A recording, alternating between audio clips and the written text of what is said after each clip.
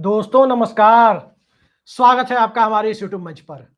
दोस्तों, जिस प्रकार से नरेंद्र मोदी ने 4 जून के जनादेश के बाद सरकार बनाई और उस सरकार बनने के बाद की परिस्थितियों को यदि मौजूदा परिस्थितियों से तौल कर देखें तो जो हालात अब निकलकर सामने आ रहे हैं उसमें नरेंद्र मोदी सरकार के लिए नवंबर के बाद यानी बिहार चुनाव के बाद सरवाइव करने के लिए, टिके रहने के लिए जो जरूरी बातें हैं, क्या नरेंद्र मोदी सरकार उसको पूरा करने में सफल हो पाएगी? क्या मोदी शाह की जोड़ी मिशन बिहार को पूरा कर पाएगी? और मिशन बिहार पर काफी कुछ कैसे निर्भर करता है और किस प्रकार से राहुल गांधी ने अपने आप को राष्ट्रीय स्तर पर न सिर्फ इंडिया गठबंधन में बल्कि एंटी बीजेपी प्लैंक पर, एंटी आरएसएस के प्लैंक पर और जिस प्रकार से इस देश में सेकुलर राजनीति के सबसे बड़े चेहरे के तौर पर खुद को स्थापित किया है, उस परिस्थिति में तो नवंबर के बाद इस सरकार के टिकने के लिए बिहार में जीतना जरूरी हो जाता है। और सिर्फ जीतना ही नहीं बल्कि कुछ दूसरी शर्तों को भी बीजेपी के लिए पूरा करना जरूरी हो जाता है। लेकिन क्या बिहार इसके लिए तैयार है?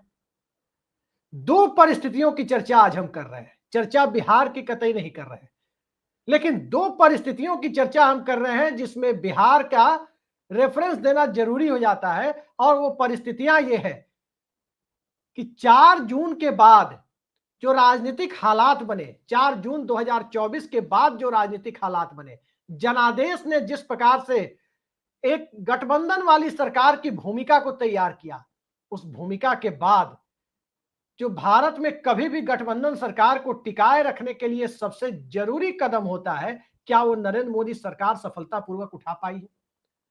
सबसे जरूरी होता है किसी भी गठबंधन सरकार को टिकाने के लिए कि नए नए अलायंस पार्टनर की तलाश की जाए, पार्टनर्स की संख्या में बढ़ोतरी की जाए।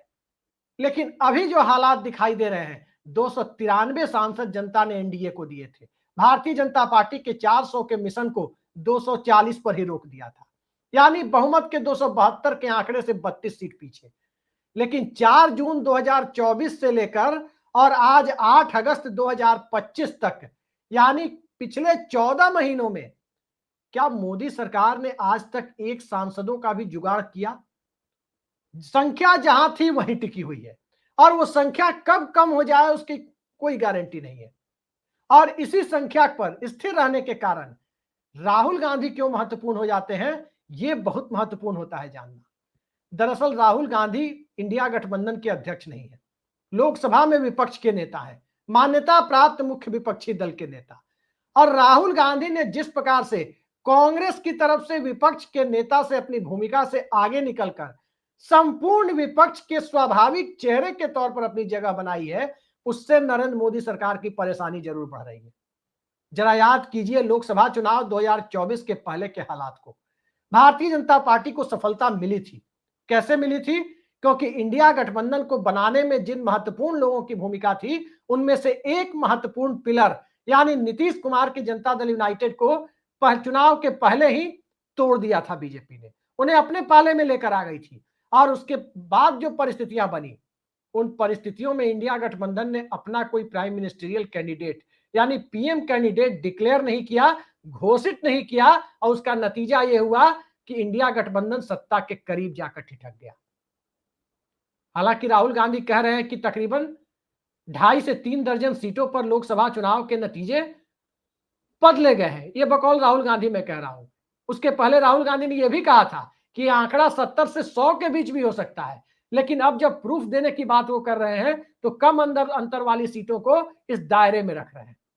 हो सकता है कि राहुल गांधी के आरोप सच हो, यह भी हो सकता है कि राहुल गांधी के आरोपों में कोई सच्चाई नहीं हो, लेकिन जिस प्रकार के तथ्य उन्होंने रखे हैं उनके आरोपों को सिरे से खारिज नहीं किया जा सकता।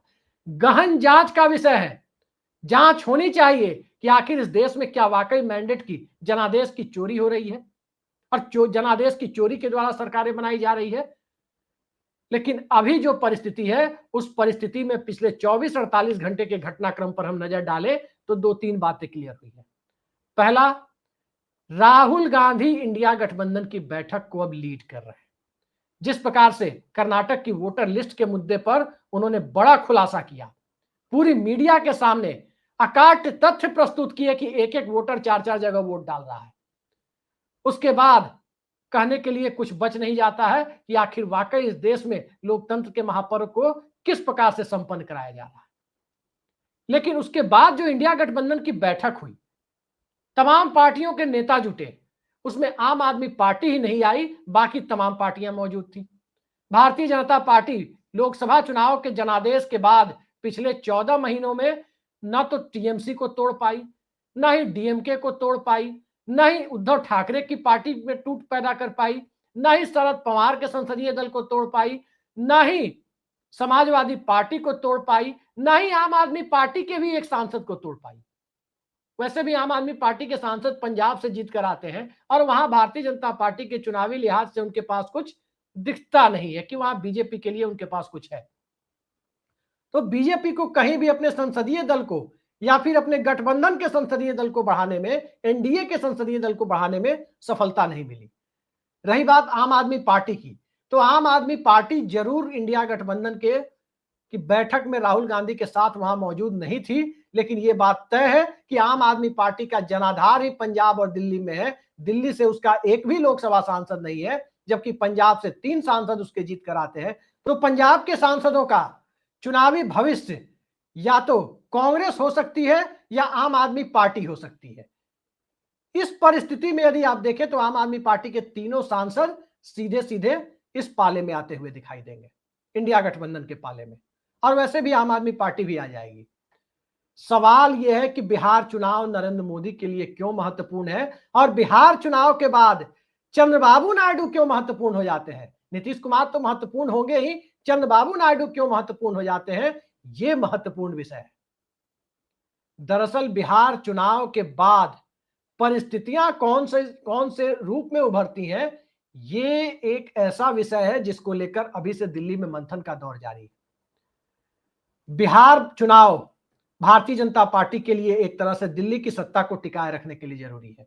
अगर बिहार में भारतीय जनता पार्टी ने जीत हासिल की तब ये सारे सवाल यहीं खत्म हो जाते हैं, और अगर भारतीय जनता पार्टी के नेतृत्व वाले एनडीए गठबंधन को हार मिलती है तो उसके बाद नीतीश कुमार की सत्ता जाते ही उनकी पार्टी का संसदीय दल भी टूट फूट का शिकार होगा। कुछ इस खेमे में, कुछ उस खेमे में जाएंगे, यानी जो 12 सांसद इधर दिख रहे हैं वो 12 के 12 तो एनडीए में नहीं दिखेंगे। और फिर चंद्रबाबू नायडू राहुल गांधी से बात करने की स्थिति में भी होंगे, क्योंकि उनकी अहमियत तब बहुत ज्यादा बढ़ेगी। लेकिन अगर बिहार चुनाव में जिस प्रकार से प्रशांत किशोर बिहार की शहरी सीटों पर डेंट लगा रहे हैं बीजेपी की संभावनाओं में, अगर प्रशांत किशोर बिहार में वाकई भारतीय जनता पार्टी वाली सीटों पर डेंट लगाने में कामयाब हुए और एनडीए की सरकार बन भी गई, एनडीए जीत भी गया, तब बीजेपी के लिए और बड़ी परेशानी है। क्योंकि नीतीश कुमार के बारे में एक बात तो जग जाहिर है, इनफैक्ट 2 बातें जग जाहिर है। पहली बात, वो बिहार के मुख्यमंत्री की कुर्सी छोड़ना नहीं चाहते। दूसरी बात कि उनकी एक पुरानी ड्रीम रही है, पुराना सपना रहा है कि बिहार विधानसभा की सबसे बड़ी पार्टी बनकर बिहार में सेकुलर अलायंस की सरकार को लीड करना। 2015 में भी उनका सपना अधूरा रह गया, राजद उनसे बड़ी पार्टी बन गई, और 2022 के प्रयोग में तो राजद बड़ी पार्टी थी। लिहाजा दोनों बार नीतीश कुमार का सेकुलर पॉलिटिकल फॉर्मेशन में होना वो बहुत सफल नहीं रहा। अब बिहार में जो हालात बन रहे हैं, अगर तेजस्वी यादव की सरकार बन गई तो जनता दल यूनाइटेड नाम की पार्टी का अस्तित्व वैसे भी खत्म है, और अगर नीतीश कुमार की पार्टी सिंगल लार्जेस्ट पार्टी बन के आ गई, प्रशांत किशोर ने सिर्फ बीजेपी के साथ ही चिराग मॉडल जैसा खेल खेल दिया, तो उस परिस्थिति में यह तय है कि अगर नीतीश कुमार की पार्टी 70 पार करेगी तो राष्ट्रीय जनता दल कतई 70 पार नहीं करेगी, और अगर राष्ट्रीय जनता दल 70 सीटों का आंकड़ा पार करेगी तो नीतीश कुमार की पार्टी 70 सीटों का आंकड़ा कतई पार नहीं करेगी। तो नीतीश कुमार की पार्टी यदि 70 सीटें पार करती है तो तय मानिए राजद उनसे छोटी पार्टी होगी, और जब राजद उनसे छोटी पार्टी होगी तो राष्ट्रीय जनता दल भला सत्ता सुख भोगने से क्यों पीछे रहेगी, और नीतीश कुमार भला सेकुलर होने की अपनी राजनीतिक महत्वाकांक्षा से क्यों पीछे रहेंगे। ये जग जाहिर है कि क्या होगा। तो उस परिस्थिति में भी भारतीय जनता पार्टी को बड़ा लॉस होना है, क्योंकि सत्ता में रहते हुए यदि नीतीश कुमार की पार्टी एनडीए छोड़ती है, बिहार की सत्ता में बने रहते हुए, तो एक भी सांसद टूटकर भाजपा के पाले में जाएंगे, ये गुंजाइश खत्म हो जाती है। और यही चंद्रबाबू नायडू का रोल शुरू होता है, क्योंकि एक नाथ शिंदे अलग नाराज हैं, वो दिल्ली आकर मोदी साहब सबसे मुलाकात कर रहे हैं। वहीं उद्धव ठाकरे की बात करें तो उद्धव ठाकरे इंडिया गठबंधन में हैं और तमाम तरह के कयासों के बीच वो इंडिया गठबंधन की बैठक में पहुंच रहे हैं और इस बात को दोबारा से पुष्ट कर रहे हैं कि इंडिया गठबंधन छोड़कर वो कहीं जाने आने वाले नहीं। तो इस परिस्थिति में अगर चंद्रबाबू नायडू और नीतीश कुमार आते हैं तो तय मानिए कि नरेंद्र मोदी की सरकार गई। नरेंद्र मोदी सरकार और इस देश के क्षेत्रीय दलों के बीच अविश्वास का आलम इतना ज्यादा है, सीबीआई और ईडी के दुरुपयोग का मामला इतना बड़ा होता जा रहा है कि कोई भी क्षेत्रीय दल मोदी सरकार पर और मौजूदा एनडीए की शीर्ष जोड़ी पर भरोसा करने के लिए तैयार नहीं है। नरेंद्र मोदी गुजरात में सरकार चलाए तकरीबन 12.5 साल और 12.5 साल की सरकार उन्होंने हमेशा लगभग 2/3 बहुमत के आसपास वाली परिस्थितियों में चलाई। 60% से ज्यादा विधायकों के साथ उन्होंने हमेशा सरकार चलाई। दिल्ली में भी जब वो आए तो 2/3 का संख्या तो उन्हें कभी नहीं मिला। 2/3 बहुमत नरेंद्र मोदी को गुजरात की तरह दिल्ली ने कभी नहीं दिया, चाहे 2014 या 2019 दोनों ही परिस्थितियों में नरेंद्र मोदी को बेहद साधारण बहुमत दिया। और जब बेहद साधारण बहुमत नरेंद्र मोदी को दिल्ली ने दिया, उस परिस्थिति में भी उस सत्ता का जो काम करने का तरीका था वो 2/3 बहुमत वाली सरकारों की तरह था। सहयोगी दलों की तो छोड़िए, भारतीय जनता पार्टी के अंदर भी किसी को पूछने वाला कोई नहीं था। सत्ता और ब्यूरोक्रेसी, सत्ता का शीर्ष नेतृत्व ब्यूरोक्रेसी के भरोसे पूरे देश के प्रशासन को अपने हाथ में इस कदर कैद कर बैठा कि उसके बाद क्या भाजपा, क्या एनडीए और क्या विपक्ष, सब के सब राजनीतिक रूप से वंचित होने जैसी श्रेणी में खुद को पाने लगे। और वो स्थिति अब एक ऐसी स्थिति है जिसमें संघ का दबाव 75+ के फॉर्मूले पर अलग से आ रहा है, भाजपा अध्यक्ष चुनने का मामला अलग से लटकता जा रहा है, उपराष्ट्रपति के इस्तीफे के बाद की परिस्थितियां अलग से विकट होती जा रही है और अंतर्राष्ट्रीय परिस्थितियां जिसमें ऑपरेशन सिंदूर, चाइना पाकिस्तान की दोस्ती और इन सब से आगे बढ़कर ट्रंप के द्वारा लगातार टैरिफ पर टैरिफ, टैरिफ पर टैरिफ, पहले 25% फिर 50%, क्या पता कल को 75% भी हो जाए। तो वो परिस्थितियां एक अलग से बन रही है। हर तरह से सरकार दबाव में है और इस दबाव के बीच बिहार जीतना, और न सिर्फ बिहार जीतना बल्कि बिहार जीतने के साथ साथ बिहार में भारतीय जनता पार्टी के विधायक दल की जो मौजूदा संख्या है उसको टिकाए रखना, ये दिल्ली में नरेंद्र मोदी की सरकार को टिकाए रखने के लिए एक पूर्व निर्धारित शर्त की तरफ बनता जा रहा है, एक प्री कंडीशन की तरफ बनता जा रहा है।